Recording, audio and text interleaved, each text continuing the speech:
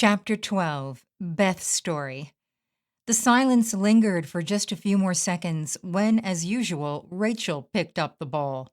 Hey, come on, ladies, let's finish up dinner. I got my eye on that dessert cart over by the kitchen. Rachel reached down to her waistline. Look, I'm the one who can least afford the calories, but I'm taking up Julie's philosophy tonight. If not now, when? Oi, groaned Beth. Of all the expressions you could have used, why that one? Beth sat shaking her head. As if I haven't heard that one enough lately. What the hell does that mean? Linda jumped in. True what they say about you, Linda. You get a little sauce in you and you throw caution to the wind, at least with your mouth you do. Debbie added her opinion. Linda stuck out her tongue and started to laugh, allowing Julie to feel more relaxed. Maybe they were lightening up a bit. Maybe I can tolerate this last story and be able to get through the rest of the evening without harming anyone else's psyche. Julie sat further up in her chair and picked up her knife and fork. She began to cut into what was left of her steak. It was cold by now, but it was cooked to perfection. Beth had finished as much as she was going to eat and watched the women work on their individual plates. She seemed slightly pensive about opening further dialogue and was content to wait until asked. It didn't take long until brassy Rachel, with her mouth full of Cobb salad, a chunk of blue cheese stuck in the corner of her lips, asked her to begin. We haven't heard boo from you, Beth. Give us a tale of intrigue while we finish dining. Funny, I didn't expect dinner and a show. Debbie made a sorry attempt at sarcasm. Beth sighed. I'm not so sure I can dredge one up. Let me think. Beth rested her head back on the chair while the others continued to eat. Okay, so I was a follower of Dr. Spock, firmly believing that children needed discipline to make them feel secure. They needed to hear the word no, to understand that somebody cared enough to set limits for them and teach them to set limits for themselves. Yes, we let the boys all cry themselves to sleep to learn that bedtime was bedtime. Yes, we made them taste everything that was served to them, although we didn't necessarily believe in making them clean their plates. Yes, we punished them when they did wrong. We showered them with neither idle threats nor expensive gifts. And most importantly, we did not let them find themselves at age 3. One of the things we felt strongly about was that we did not let them get up from the table until everyone was finished eating. As a result, we did get a lot of compliments on the behavior of our children over the years. I remember one time in the Smoky Mountains, when my husband had gotten up to use the restroom, this lovely Southern couple came over to me to sing praise. She said, "We just wanted to tell you just how well behaved your children are." Eddie was so mad he missed it. It didn't start out or always go so smoothly. They were polite and well-behaved most of the time. Generally, we could take them anywhere. There were times when they were cranky from teething or just tired. If they acted up or cried, we simply removed them from the restaurant or movie theater so they would not disturb other patrons. One evening, Beth continued, we were dining at a family-style restaurant which allowed children. Eddie and I were appalled to see dozens of children running around, screaming and crying with what seemed to be no supervision. We looked at each other and nodded in agreement that our oldest son, age 2, was indeed well-behaved. I guess people think if it's a family restaurant, anything goes. We smiled at each other while watching all the other children misbehave, but when we returned focus to our son, we found his face buried in a plate of macaroni and cheese, eating it like a dog. Everyone laughed out loud, including some of the surrounding parties at nearby tables. The women had been getting more and more boisterous, perhaps exponentially with their drinking, but most definitely with their anecdotes and personal stories. They were providing entertainment and likely more personal information than they had intended to many more people than they were aware. Nevertheless, Beth continued, he hasn't done that since, thank God. It is, however, 23 years later. They all laughed again. I certainly hope not, Rachel shrieked. We can teach them everything possible, but we never know what sticks. On a more serious note, the things that stick with you, if you don't deal with them appropriately and fully, can bring you down or blow you up. Beth sighed. It was her turn, and Julie sensed that Beth had no desire to go to the darker side of her life, but condescended to do so because it was part of the covenant of membership in this most exclusive clique. I'm not sure I understand what you mean. Beth had commanded Julie's full attention. Almost as if this was exactly what she needed to hear but hadn't known it, Julie asked, I mean, what do you mean by blow you up? It's just a figure of speech, I guess. By blow up, I guess I mean you implode into your own mental or emotional anguish over things that either happened a long time ago, haven't happened yet, or that you have no control over. Beth took a deep breath and began. My dear mother, may she rest in peace, was a Holocaust survivor. She was a child when she was taken to and then liberated from Buchenwald. She watched her brother waste away and die rapidly after he had given her most of his food rations. She talked about him her whole life as if he was still with her. I still have the tiny dog-eared picture of him that she held on to all these years. Mama and Uncle Joshua had been taken from their parents right after they got off the train when they arrived from the Warsaw Ghetto. Mama never knew what happened to them. All the children were taken away, or at least that's how Mama remembered it. It was often hard for her to talk about it. Into her 70s, she would still wake up screaming, remembering the sounds of the children crying for their mothers. Beth waited a second and then added, She would freak if she saw what was going on right now at the Texas-Mexico border. Beth glanced around the room. It's funny how we take things for granted so much now. American Jews that were born after World War II, if they weren't educated well and if they came from families that totally assimilated to American life, don't get it. They're the high holiday Jews. Julie's lips tightened. She was the bat in the attic of the temple. She offered herself up for sacrifice.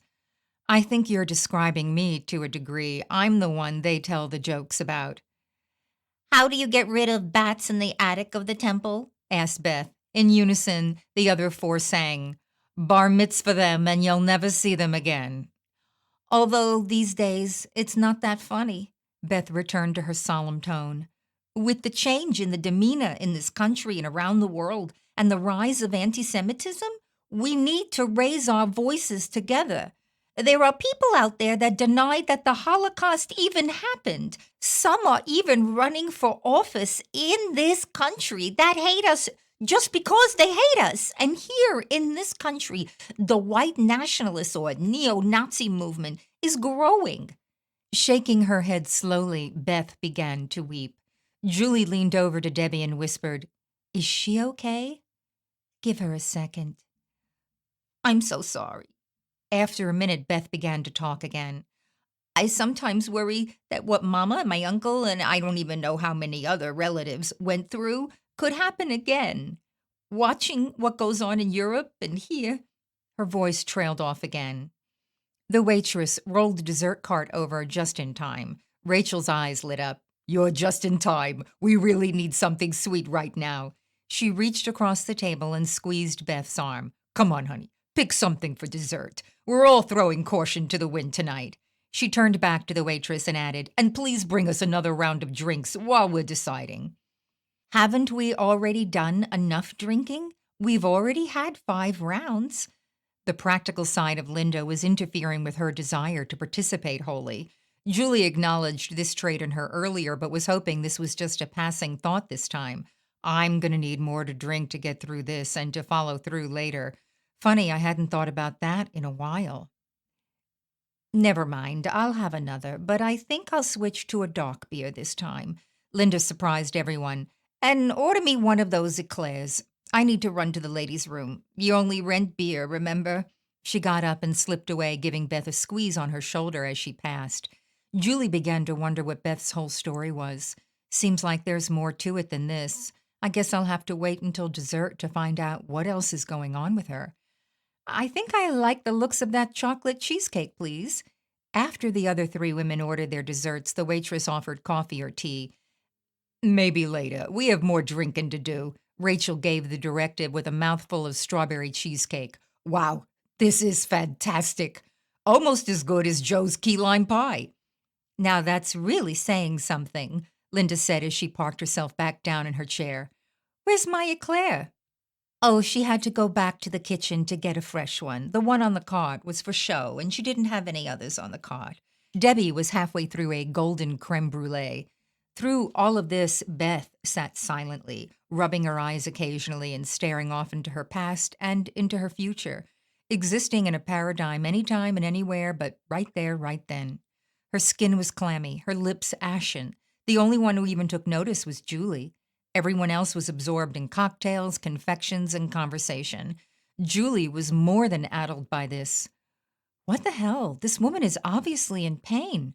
Aren't you supposed to be her closest friends? Why isn't anybody comforting her? Should I say or do something? Is it my place? No, of course not, jerk. You always put your foot in your mouth and say the wrong thing. Just shut up and eat your dessert. This would be really nice with a cup of hot coffee. Wait, no, don't want to kill my buzz. The last thing I want to do is get antsy from caffeine. Oi. Okay. Beth sat up in her chair. I need to tell you all some stuff. Not only did everyone at the table get quiet, but Beth's sigh and then her pronouncement garnered the attention of the entire corner of the restaurant. Suddenly, there no longer was the murmur of late night conversation or the clacking of silverware. First, Julie, you should know that because of my mom, I was compelled to spend my life in Jewish communal work. I went to college fully intending to major in Holocaust studies, but didn't really know what I would do with a degree in that. In fact, there were very few universities that even offered such a curriculum at the time, save maybe Brandeis or Boston University. I ended up getting a master's degree in social work, and I've worked in the not-for-profit world now for over 30 years, all for Jewish organizations. I started in Jewish education, spent many years raising money for the Jewish Federation, and now I work for the Anti-Defamation League. Wow, that's real dedication. And that's all to honor your mom and her family? Julie was duly impressed. None of her friends would have been able to be that dedicated about anything, except maybe their manicurists or their hairdressers. It was beginning to dawn on Julie that what she had been missing in her life was substance. You're pretty amazing. Wait. Beth finally took a bite of her dessert. There's a lot more to it. My husband is also the son of Holocaust survivors, so it's really a family affair. We met in college, in an undergraduate science class. He went on to medical school, and at the time, I toyed with the idea of joining him. That was up until we went to see the movie Sophie's Choice together. The movie really messed with my head, and I started on a tear again, like I did in high school, reading and studying the Holocaust again. I must have seen that movie a dozen times. I ended up having a breakdown, and I had to drop out of school for the rest of the semester. Oh my! Julie was at a loss for words. A breakdown? What kind of breakdown do you have over a movie? Enough to drop out of school? They said I had major depressive disorder, and I had to take some medication and see a psychologist for a while. After a few weeks, I started to feel better and made the decision not to go on to medical school.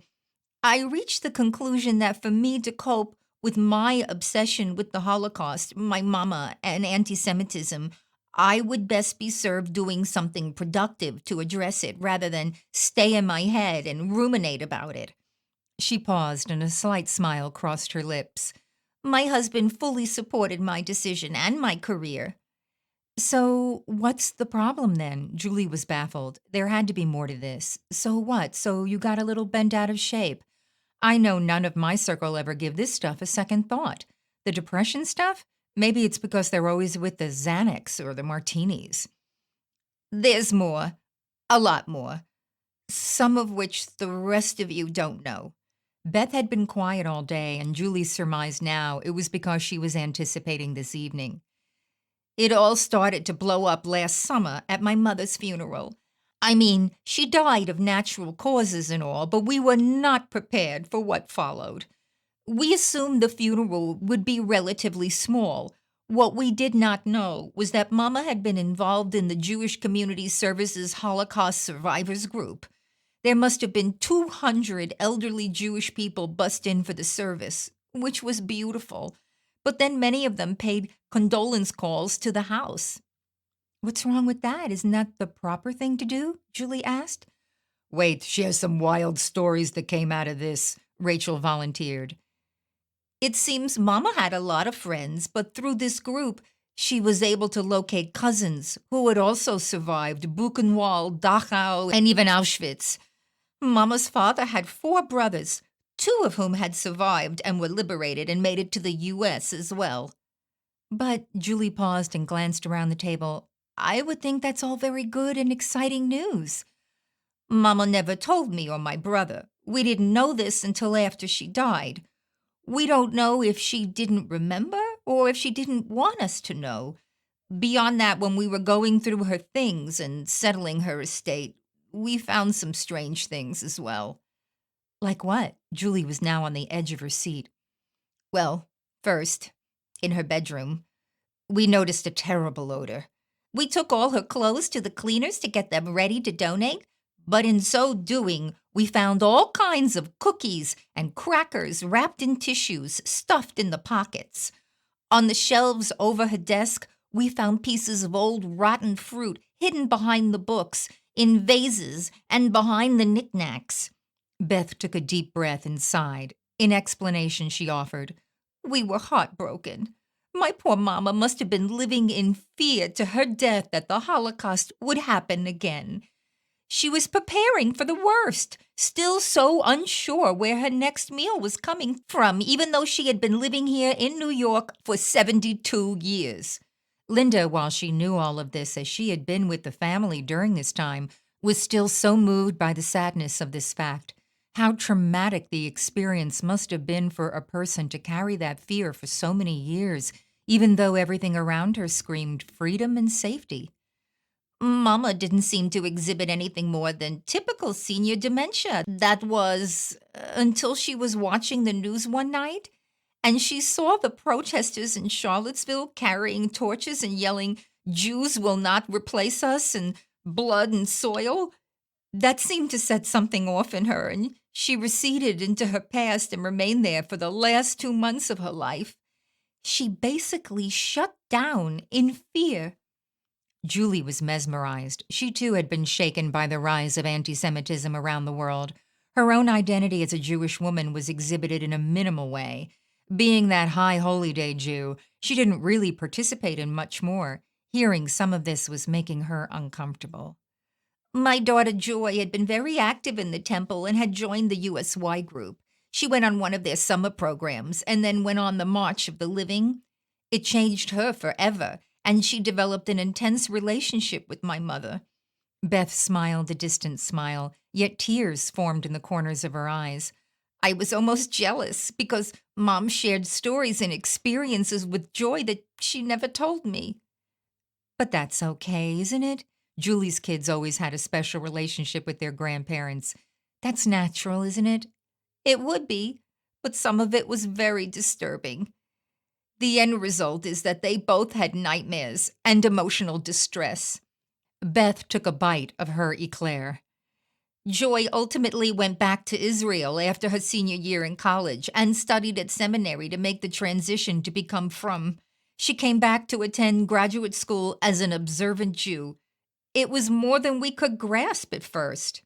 Yeah, they were pretty confused. Rachel spoke once again with her mouth full. Beth's husband was against it because it wasn't the way he raised her. It took him a long time to come around to accepting it, caused a lot of rifts. Hello, but do you mind if I speak? Beth was incensed. This is my story, isn't it? Excuse me for living. Rachel put her fork down. Anyway, Joy came back expecting trouble. I found myself playing buffer for a while. I finally had to tell him that our kids don't shit what he eats. They all laughed tentatively because they knew this was a treacherous time for the entire family. There was a lack of trust and a lot of fighting. We not only got used to it, but began to really embrace it, or at least I did. Joy met and married into a wonderful family. Her husband had a toddler from a previous marriage. They made an instant bubble, and you all know how I hated that. But what really got me was the wedding. I was so moved by the rituals and all their heartfelt and deep-seated meanings. And Israel's mother took me by the hand and explained everything along the way, making it so special. So what's the deal? What happened that is so intense? Julie was expecting something bad based on the rest of the stories. Well, now that Joy is living in and among an Orthodox community, I worry more, especially with the rise in anti-Semitism. They live in Flatbush, and there had been a lot of problems with hate crimes. The baby's daycare had been targeted twice, and there have been 2 bomb scares. Last month, one of the Orthodox temples was targeted, and just yesterday, Beth stopped cold. What? What happened yesterday? Beth, what?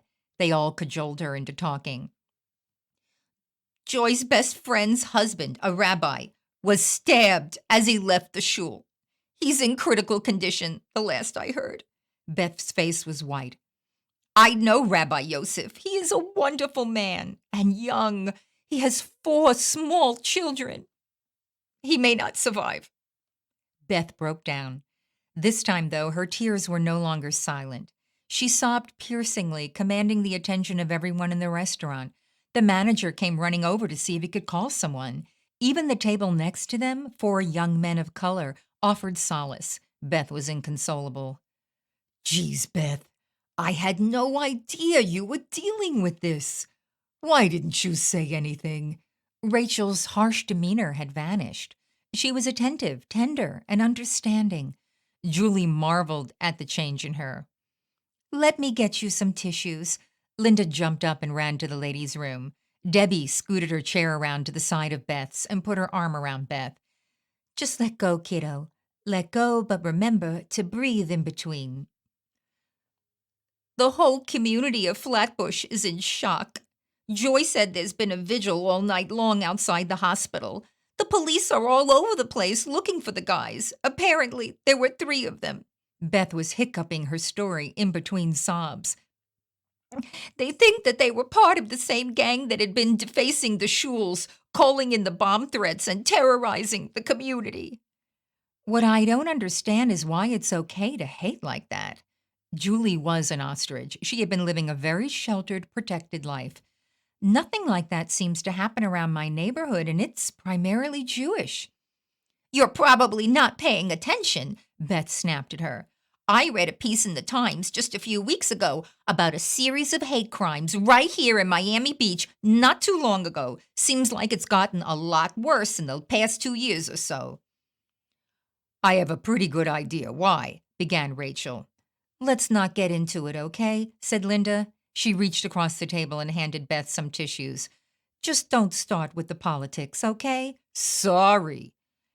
Now's not the time, and you know it, Rachel, Linda scoffed. Meanwhile, my husband wants the kids to get out of the neighborhood and come stay with us until things settle down. But they won't. They won't leave the community. They're all sticking together to fight this. That's noble but stupid, Rachel half whispered. Reminds me of the Warsaw Jews. Shut up!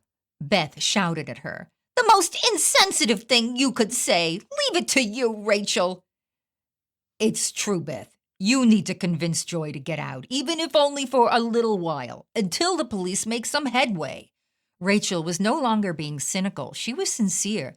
It sounds to me like things are getting progressively worse. Beth cooled off a bit. She started talking to herself, half in English, half in Hebrew. If we don't learn from our mistakes, we're doomed to repeat them. L'dor v'dor, from generation to generation. Teach your children that it be a sign upon their hearts and upon their doorposts. Did you say something? Julie asked.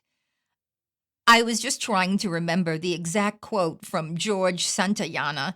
I think it was those who cannot remember the past are condemned to repeat it. Yes, Beth, but there's a quote from Mark Twain which I think is a better one at this moment. We should be careful to get out of an experience only the wisdom that is in it, lest we be like the cat who will never sit on a hot stove lid again, but he may never sit on a cold one either. Huh? Julie was having trouble following the conversation. What I mean by that is that this is not the Holocaust. This is 2018 in the United States of America, began Linda. Most Americans will not tolerate this. Yes, there are some sick, stupid people that believe there is a hierarchy in human beings. They don't get that we all have the same skeletons, muscles, blood, and guts. The only thing that separates us is skin color and religion. Those people are usually ignorant and uneducated, or worse, driven by fear. That's right, added Debbie. Even among the five of us, different political views, etc., doesn't mean we'd kill each other. In fact, we defend each other to the bitter end. I sure hope it never comes to that. Julie took a deep breath. Man, this has been an experience. The problems, the personalities, the pleasures, they all have their own unique stories and with them, in a sense, their own wisdom. Beth, are you okay now? Rachel asked tenderly. Yeah, I actually feel a lot better now, getting it all off my chest. I'm actually ready to scoff down this eclair. She picked up her fork, took a deep sniff, and took a bite. I can help you finish it if you're not up to it, Rachel volunteered. Everyone snickered. Julie sensed that things were slowly returning to normal. Everyone got back to finishing dessert and the last round of drinks, with occasional commentary on taste and texture. Not another word was spoken about the stories and anecdotes told, except perhaps a light-hearted reflection on one or two of the empty nest stories. Is this how the evening ends? Do these women just spew and then go to sleep? They're nuts, that's all. They're just plain nuts. I wonder if any of them will actually get to sleep after all of this.